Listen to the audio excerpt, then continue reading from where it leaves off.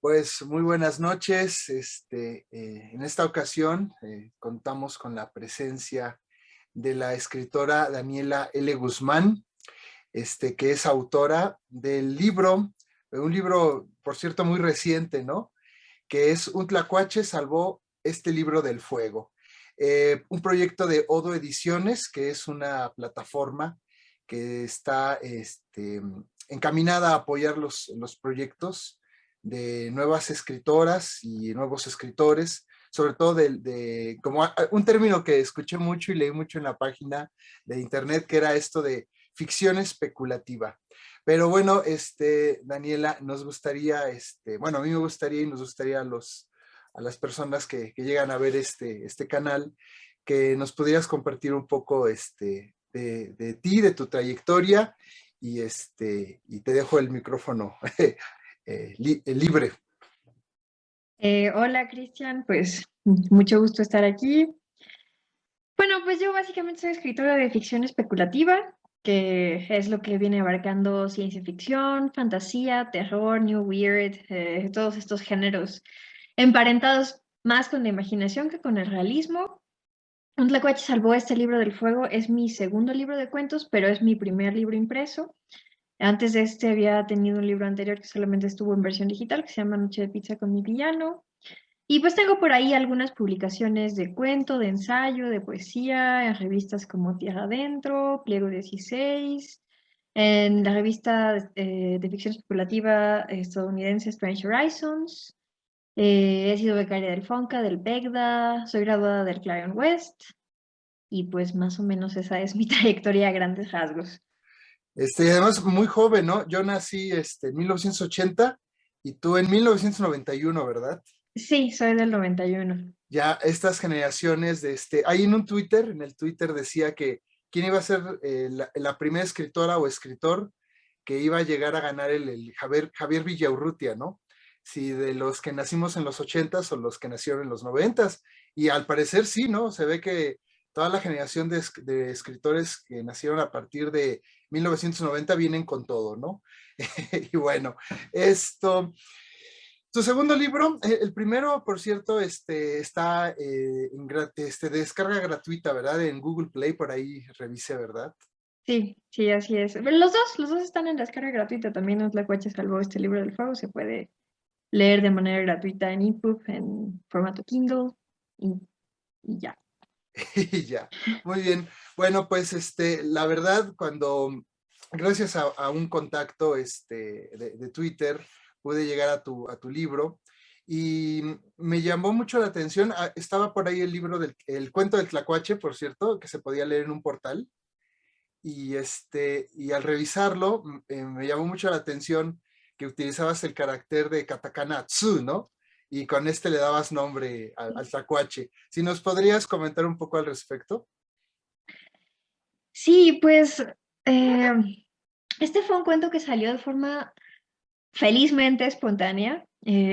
Originalmente yo lo escribí para una antología a la cual me invitaron. La temática de la antología era ladrones de libros.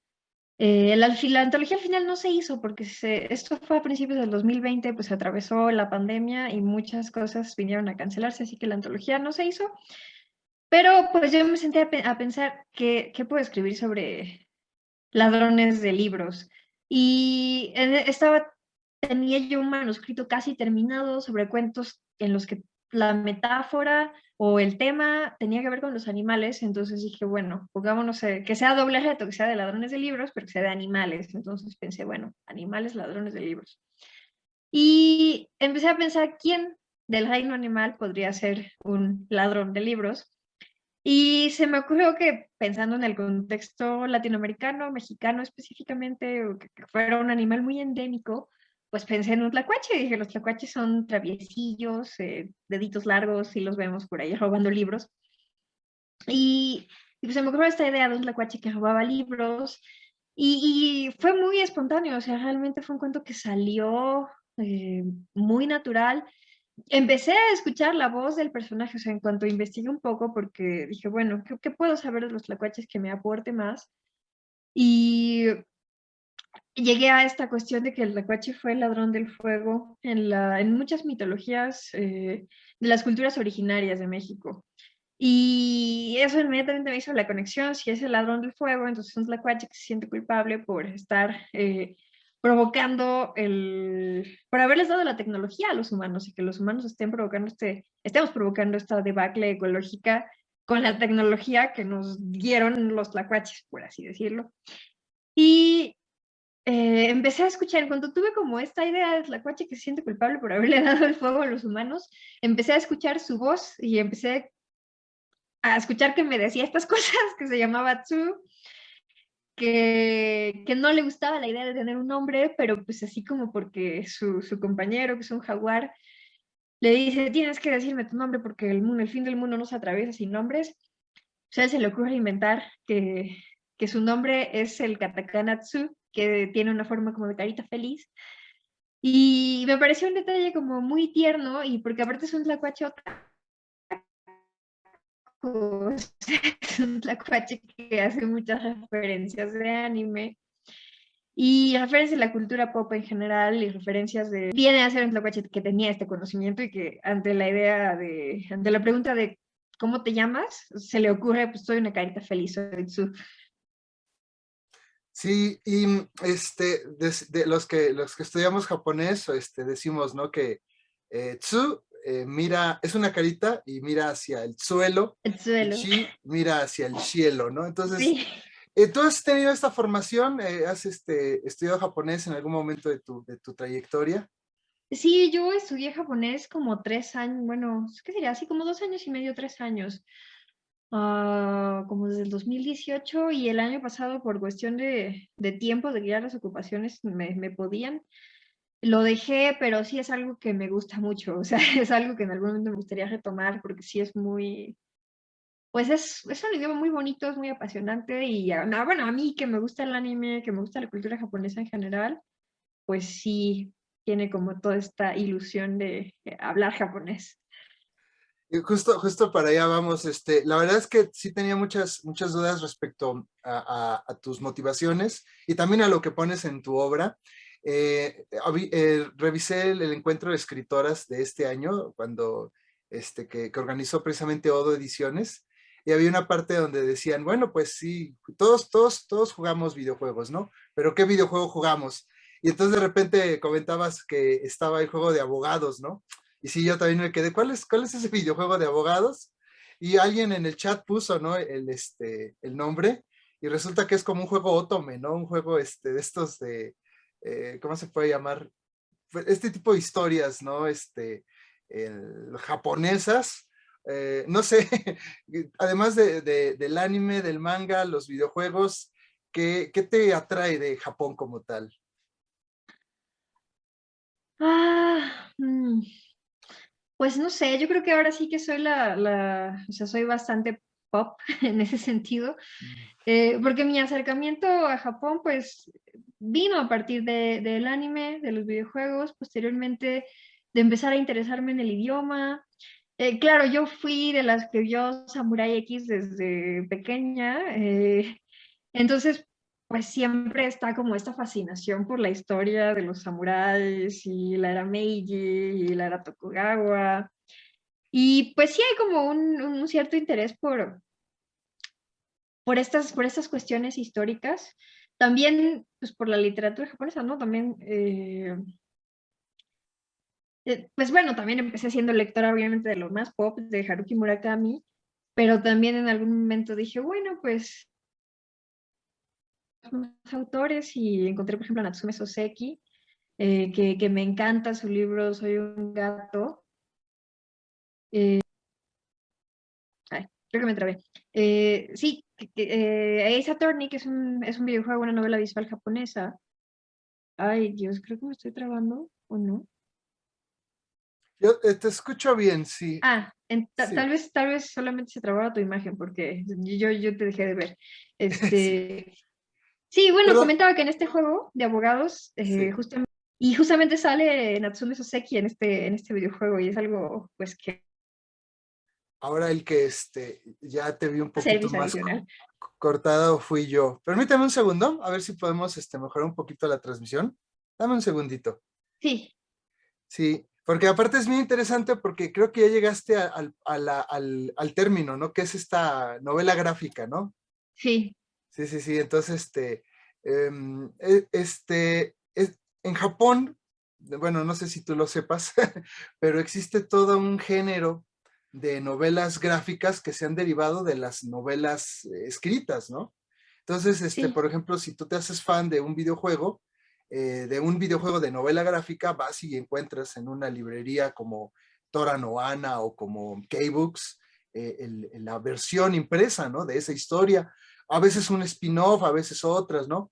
Y entonces, de repente, para la gente que no ha entrado al mundo friki, al verdadero mundo otaku, que eso sería también entrar ahí a discutir, pues como que no le queda muy claro novela como novela, o sea, si es un libro o es un videojuego, o el videojuego nos va contando una historia, pero entonces ese es el tipo de videojuegos que ahorita estás jugando, ¿verdad? Sí, bueno, no es el único tipo de videojuegos que juego. También me gustan, por ejemplo, los RPGs.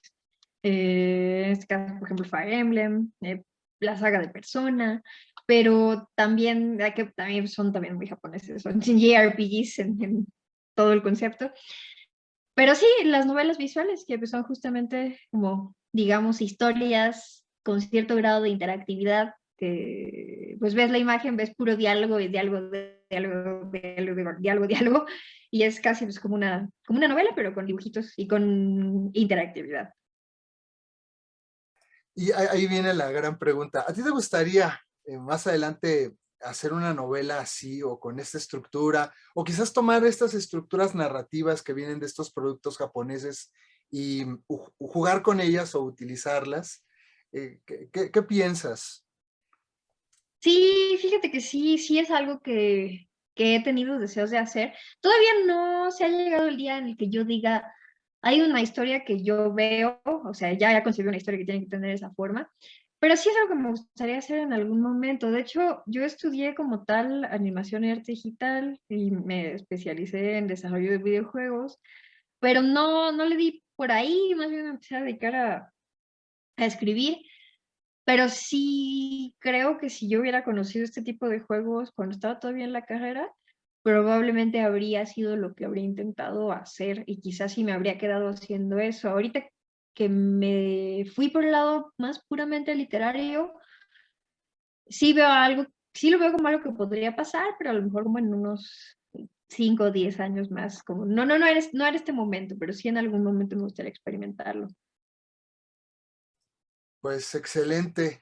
Y bueno, regresando a este libro, a mí me apasiona cómo juegas con estos elementos, pero vas construyendo tu propio mundo simbólico, ¿no? Porque de repente pareciera que los que estamos influenciados, pues no solo por la cultura pop japonesa, sino pues la cultura de los Beatles, por ejemplo, o la cultura de las películas, este tipo de Volver al Futuro, o este universo ahora que está muy de moda de Marvel, de Marvel, de superhéroes, etcétera.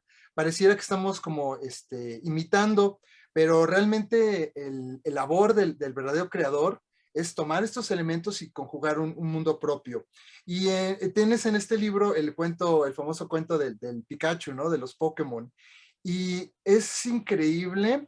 Partes de una idea interesante, que ya lo dijiste un poco, ¿no? Esto del escribir sobre los animales. Pero bueno, los Pokémon son animales digitales, son animales virtuales. Y esa frase terrible que incluso comentabas en el encuentro de escritoras, de que para qué están hechos, si están creados simplemente para agradar al ser humano o sea, para este narcisismo, ¿no? Del ser humano que se sigue sintiendo el centro del universo. No sé si nos podrías comentar al respecto. Sí, bueno, este cuento que se llama El cielo de los entrenadores Pokémon.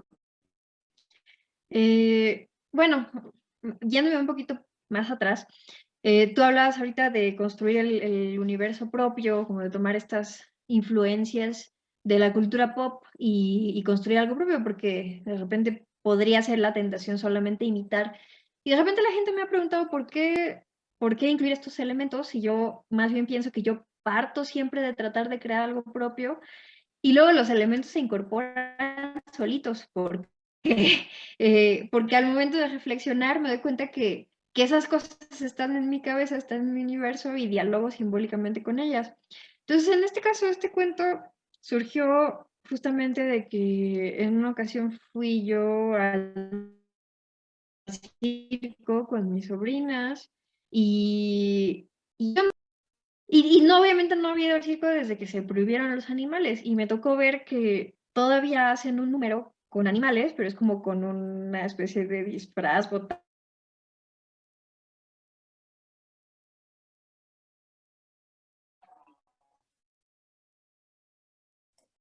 Ay, tuvimos aquí un detallito, ¿verdad? botada, Permíteme, me sí. fui. Estabas Sí, contando que fuiste al circo y entonces viste que existe como, ya no hay animales, pero una persona se disfraza, ¿verdad? ¿Sí decías eso? sí, sí, sí. Ajá, sí. Y pues se me hizo como muy penoso y empecé a pensar en la idea de qué pasaría si inventáramos algún tipo de sustituto, un animal artificial, digital, y que lo creáramos solamente con este propósito de entrenarlo para hacer una función, un espectáculo, trucos para entretener a una audiencia, si sería ético, ¿no? Porque hablamos de que no es ético entrenar animales para dar funciones, entrenar animales reales, vivos, pero sería ético entrenar animales que no estuvieran vivos, pero que de cierto modo es como que sí están vivos, porque son inteligencias artificiales. Entonces surgió esta idea de este cuento que justamente transcurre en un circo y que tiene pues esta premisa, ¿no? De que se prohíben los animales vivos y sale por ahí la idea de pues hagamos animales artificiales. Pero el cuento no acababa de cuadrar, había algo que hice yo varias versiones y como que había algo que no aterrizaba del todo. Y hasta que no me puse a pensarlo un poquito más, dije, me di cuenta a qué se parece esto y dije, se parece a Pokémon, o sea, qué ejemplo de animales digitales, virtuales que existen solamente para que nosotros digamos, ay, mira, estoy entrenando a mi animal y viajo con él por las islas del mundo Pokémon. Dije, pues son los Pokémones, sí. Y al momento de incorporar esa metáfora fue que el cuento me terminó de cuajar y que pudieron salir estas imágenes de, pues que lo hacían más cercano, ¿no? Como pensar en nuestra relación con Pikachu y que es una relación de cierto modo desigual, porque ¿qué sentiría Pikachu si estuviera vivo, si fuese capaz de sentir y supiera que solo existe para estar en una pantalla y satisfacernos a nosotros de cierta manera? Sí, ¿no? Y además, es como las peleas de gallo, ¿no? O sea, las peleas, las corridas de toro. O sea, son espectáculos donde alguien sufre, ¿no? Un animal sufre, pero precisamente por no tener esa capacidad de discernir, de decir, bueno, yo, a diferencia del box, ¿no? A diferencia de las luchas, no tiene la capacidad el animal de discernir si quiere participar en ese espectáculo. Y sí, tienes razón. Entonces, bueno, también son estos temas como de la nueva agenda que se empiezan a plantear, ¿no? Lo de la protección a los animales o saber si les vamos a dar derechos a los animales o a qué animales sí, a qué animales no. Fue muy interesante, pero sí, de repente, bueno, empecé leyendo el cuento del Tlacuache Tzu y después viene la referencia de Pokémon y al final llegamos a la referencia de la maestra de japonés, ¿no? Donde ya viene lo del Keijo Go y bueno, todo su juego sadomasoquista, no sé si esté spoileando la historia, pero a mí me pareció también muy interesante y bueno, no sé si ya de este tercer texto nos quisieras comentar algo más.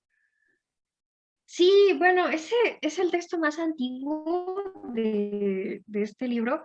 Yo venía tratando de escribir versiones de esto más o menos como desde el 2017 y surgía justamente de las preguntas, a partir de haber leído algunos artículos feministas que ponían en tela de juicio las prácticas sadomasoquistas y que usaban el argumento de es que no se puede consentir a la explotación o a la esclavitud, aunque sea una cosa practicada, digamos, con fines de placer, de entretenimiento, de generar un vínculo entre una pareja. Y esto a mí primero me causó una sensación de rechazo porque yo dije, bueno, pues que dejen a la gente hacer lo que quiera, o sea, son prácticas privadas que no están generándole daño a una teórica feminista que se pone a escribir un artículo. Y uno de los artículos decía algo así como que era el equivalente a que una vaca diga, cómanme, estoy consintiendo a que me coman, que eso no sería ético en ningún escenario. Cuando lo reflexioné un poco más, dije, bueno, a lo mejor que estas dinámicas de desigualdad, de esclavitud en este tipo, y si sería posible como abolición de todo tipo de desigualdad, y que abolir todo tipo de desigualdad implicaría abolir este tipo de juegos también, y que esto sería algo que, que causaría un impacto para la gente que lo practica de manera recreativa. Y pues fue algo a lo que le di vueltas, pero como que no terminaba de salir un texto, porque pensaba yo también en pues, la idea de que las jerarquías existen no solo en los humanos, sino también en el reino animal. Se dan estas relaciones de dominancia y de individuos dentro de la especie animal que pues, siguen, por decir, a lo que se le suele llamar el alfa. Y decía, pues es que a lo mejor la jerarquía es algo relativamente innato en nuestra composición cerebral. Y pues efectivamente al leer un libro de Carl Sagan que se llama Los dragones del Edén, pues habla sobre este tema de los tres cerebros, el cerebro reptil, el cerebro emocional y el cerebro racional. Y habla del tipo de conductas que están como muy guardadas en el cerebro reptil, que es el cerebro más antiguo, y que son justamente estas conductas de ejercer el poder, y que es algo que hacen especies muchísimo anteriores a nosotros, ¿no? Habla, por ejemplo, de que los son incluso sexuales para mantener la jerarquía en la especie. Y pues me puse a pensar en esto y también justo vino cuando me puse a pensarlo desde la perspectiva lingüística y que en una lengua como el japonés pues está esta perspectiva jerárquica, ¿no? Hay como estos niveles de respeto con los que se puede dirigir a un superior o a un inferior. Y que esto me parecía muy loco, que en español en realidad tenemos algo hasta cierto punto similar, porque pues existe esta idea del usted y de poder hablar más formal, vuestra merced, incluso en textos mucho más antiguos, pero no es ni de cerca algo tan estructurado y tan como en el japonés. Y me surgió esta idea de hacer que entonces fuera una pareja sadomasoquista en la que la mujer es una profesora de japonés y parte del diálogo sobre estas cuestiones de si es ético, de si no es ético, de si se puede abolir la desigualdad, se puede abolir la existencia de las jerarquías.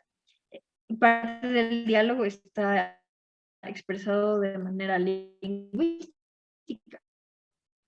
Sí, ¿no? Y con estas cuestiones de la lengua japonesa. sí, sí, y bueno, para igual, que parece que estamos como traduciendo los topics de tus textos, pero para las personas que no han entrado a este mundo del aprender el idioma japonés, es súper jerárquico, ¿no? Y tenemos que hay una manera de hablar entre amigos, una manera de hablar con el profesor, otra manera de hablar con alguien fuera, ¿no? Del sector de clase, ¿no? Por ejemplo, hablar con el director o hablar con el jefe de la empresa. Entonces, sí se me hizo súper interesante porque digamos que pude entender la referencia, pude entender el código que estabas trabajando y lo que está detrás es eso, ¿no? Una discusión o un planteamiento sobre qué pasa con las jerarquías y hasta dónde el ser humano puede decidir, como decía Hegel, ¿no? El, soltar la voluntad. Ya no voy a hacer mi voluntad ni a creer en esta idea de libertad, sino simplemente voy a ser ahora una víctima de las circunstancias, quizás, ¿no? O una víctima del esquema social, ¿no? Sí, sí, pues en realidad es hasta cierto punto algo que sucede todo el tiempo, ¿no? O sea, creo que la mayoría de las personas, pues hasta cierto punto le dejamos nuestra voluntad a otras personas, ¿no? A los profesores cuando estamos en la escuela, al jefe cuando estamos en el trabajo. O sea, sí es como difícil esta idea de buscar la libertad absoluta y de no dejar pues sí, de no dejarte a ningún tipo de circunstancia. Pues sí, y ¿cuál sería tu autor favorito, tu autora favorita que nos quieras recomendar? Está difícil escoger uno solo, pero creo que en esta ocasión yo recomendaría, bueno, siempre lo recomiendo, no solo en esta ocasión, a Liu Cixin, es un autor chino de ciencia ficción, que es el autor de la trilogía Recuerdos del pasado de la Tierra, o también conocido como la trilogía de los tres cuerpos, y es yo creo que lo mejor de la ciencia ficción contemporánea. O sea, es tremendamente, las ideas son muy ingeniosas, la parte científica es interesantísima, la parte que no es científica también es muy interesante, hay mucho juego de emociones, mucha expectativa de van a destruir la Tierra o no la van a destruir, eh, mucha reflexión sobre temas de actualidad, el cambio climático, si debemos ser destruidos como especie o no. Es fantástica, es una trilogía fantástica. Sí, siempre es interesante. Gracias. Liu Cixin, ajá, quizás. Acá en el Colegio de México, pues me tocó estudiar del 2004 al 2006 y yo me especialicé en el área de Japón, pero sí tenía compañeros que estaban en área de China, en área de Medio Oriente, en área de Corea. Entonces, imagínate cuando hacíamos las reuniones entre estudiantes, o sea, era Asia y África ahí representada de una manera súper interesante. Y bueno, hay también una necesidad de ver hacia otros lados, ¿no? De dejar de estar siempre atendiendo qué ocurre en Estados Unidos o en Europa y pues abrirse a las otras sociedades, a las otras culturas y en este caso pues a las otras literaturas, ¿no? Sí, sí, claro que sí. Digo, a mí en lo particular, pues la verdad es que me encanta Asia y de hecho creo que sí ubico esta especialidad de estudios que dices que hiciste porque en algún momento yo la vi y dije, eso suena bastante. Eh, Finalmente no me decidí a estudiar algo así porque yo no soy una persona tan teórica, pero sí, o sea, a mí me encantan las cosas que se hacen en el Extremo Oriente, o sea, Japón, pero también la literatura china está, o sea, lo que están haciendo los chinos en ciencia ficción vale mucho la pena, echarle muchos ojos. Pues sí, muchas gracias y vamos a seguir pendientes de los demás proyectos de Odo Ediciones. ¿Ustedes como autoras conviven en algún momento o todo ha sido como virtual? Sí, bueno, en realidad a mí y a las otras autoras no me ha tocado conocerlas más que de manera virtual. A quien sí he conocido personalmente es al resto del equipo editorial, a Livia Brenda, que es la editora, a Ale M. Vázquez, que es la cuidadora de temporadas, a Richard Sela, que es el que hace toda la parte gráfica. Con ellos sí me ha tocado convivir en físico. Yo no vivo en la Ciudad de México, yo vivo en Pachuca, pero sí me he dado vueltas a Ciudad de México y sí los he podido conocer. A las otras autoras no, desgraciadamente no ha habido oportunidad. Ojalá un día se arme un nodo encuentro de autoras en persona. Y ya la última pregunta, por ahí decías que habías leído algo de feminismo, pero ¿tú te consideras feminista? Es una pregunta que hago con mucho respeto, desde reconociendo los privilegios de los que gozo por mi género. Y en este caso, eh, si te consideras feminista, si la respuesta es afirmativa, ¿cómo ves el movimiento en México? En el sentido de que yo les digo a mis alumnas también siempre con muchísimo respeto, que por ejemplo en Japón, la feminista japonesa ha votado para que todas estas cuestiones se lleven a las leyes, ¿no? Y entonces una ama de casa, que es ama de casa de tiempo completo, tiene una cuenta bancaria en la que automáticamente el gobierno japonés, por el hecho de que ella es ama de casa, le deposita, ¿no? Entre un 40 a un 60% del sueldo del marido. Y entonces, pues ahí sí hay digamos, una manera en que una necesidad o un reclamo de parte de las mujeres se concreta en un sistema, más allá de la ley, sino en un sistema ya económico, donde ella puede tener, no queda desprotegida, ¿no? No queda desprotegida y a la merced en este caso, de su pareja sentimental. ¿Tú qué nos podrías, sin entrar mucho en polémica, qué nos podrías decir al respecto? Ah, fíjate, yo no sabía eso que comentas de Japón, pero me parece genial, o sea, me parece ejemplar, porque efectivamente, pues, es una visibilización y una remuneración del trabajo. Sí, esta pregunta es complicada porque mm, no me considero feminista, o sea, no, yo no abandero el movimiento ni lo milito, ni de pronto me gusta nombrarme porque pues se ven muchas disidencias y es lo que luego en Twitter le llaman que hay drama en Feministland porque pues ya se pelean las radicales con las liberales y de repente como que asumirse feminista con la etiqueta te pone en el escrutinio de si eres el tipo correcto de feminista y de si otras feministas creen que lo estás haciendo mal o de si otras feministas cuestionan tu militancia. Entonces, yo no me asumo realmente porque no lo milito, ni me gusta ponerme en el escrutinio público en ese sentido, pero por otro lado sí simpatizo con las causas feministas, obviamente, y sí veo pues extraordinariamente necesario que muchísimas luchas se reivindiquen, ¿no? La cuestión de las libertades reproductivas, la visibilización del trabajo, de los trabajos de cuidados, el cese a la violencia contra la mujer, que es tremendo, sobre todo en el caso de México, y que vemos unas tasas de feminicidio que son, pues son una vergüenza, son una vergüenza y un horror. Eh, unas cuestiones de acoso sexual callejero, de minimización de la mujer, o sea, eso es algo que se ve todos los días y en todos los estratos, en la vida pública y en la vida privada. Sí, claro que son temas que me interesan muchísimo y por lo mismo, pues los hablo en la medida de lo posible en el trabajo literario que hago. Sí intento que pues a lo mejor pues ya sea si, que lo leen, si lo leen hombres, pues a lo mejor piensen algo, aunque obviamente no tengo ninguna aspiración de decir, ay, pues yo voy a cambiar el patriarcado con mi trabajo literario, no, pero sí son temas que me gusta visibilizar a través de la escritura, pero no me nombro precisamente por eso, porque sí veo que hay mucha disidencia, mucha violencia dentro del movimiento feminista o de los muchos feminismos que existen. Pues de verdad, muchísimas gracias.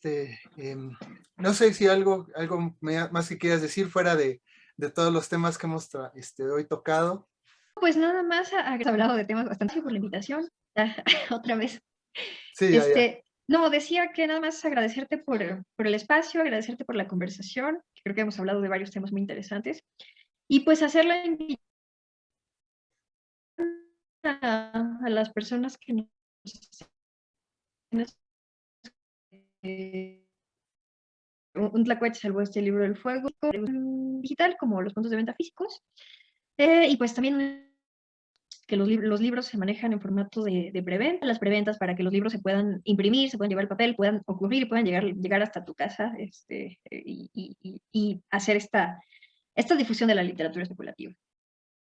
Sí, pues de verdad, sí, yo también ya encargué mi ejemplar impreso.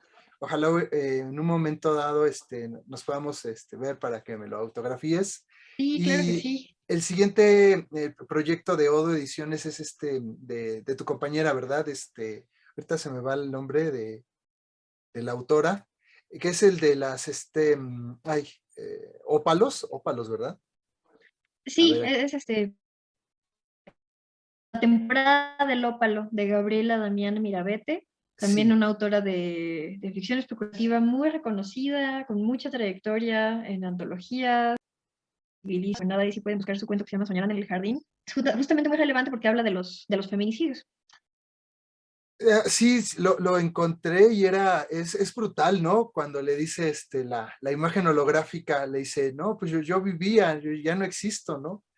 Y me mataron, pero pues no sé ni por qué, ¿no?